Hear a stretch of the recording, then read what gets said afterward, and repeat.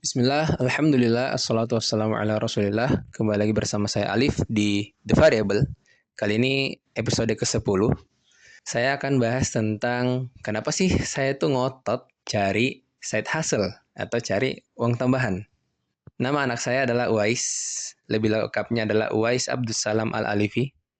Suatu saat nanti, mungkin kalian tuh akan bertanya, ya kenapa dulu? Atau misalnya Uwais ya, gak usah kalian lah, Uwais. Misalnya anak saya nanti bertanya, ayah, kenapa dulu ayah jarang main sore sama Wais?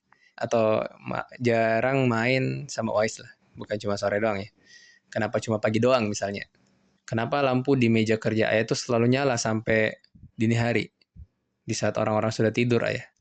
Jadi saya Alif, ini adalah episode yang ke-10. Hari ini saya nggak mau bahas teknis coding ataupun sistem keuangan ataupun pembuatan buku. Saya mau bicara dari hati ke hati. Saya mau bicara dari hati seorang ayah kepada anaknya. Kalau misalnya nanti Wise nonton. Dan kepada kalian semua yang sedang berjuang demi anak kalian masing-masing. Banyak orang bilang, uang tuh bukan segalanya. Yang penting waktu buat anak. Gitu kan. Tapi matematika mengajarkan saya hal lain. Matematika hidup ya. Tanpa fondasi ekonomi yang kuat, waktu yang saya berikan ke anak nantinya akan penuh dengan kecemasan. Kenapa? Saya nggak mau anak saya tuh kehilangan kesempatan belajar karena ayahnya pasrah pada keadaan.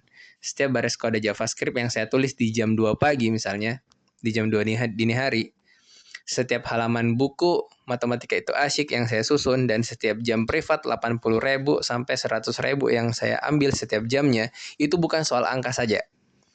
Itu adalah cara saya membeli kebebasan untuk anak saya di masa depan. Biar anak saya nanti nggak perlu pusing mikirin variabel dasar dan bisa fokus pada variabel mimpinya sendiri. Menjadi orang tua adalah amanah yang akan dimintai pertanggungjawaban.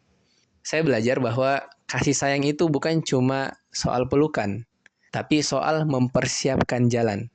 Rasulullah Shallallahu Alaihi Wasallam mengajarkan kita untuk meninggalkan ahli waris dalam keadaan cukup, bukan meminta-minta.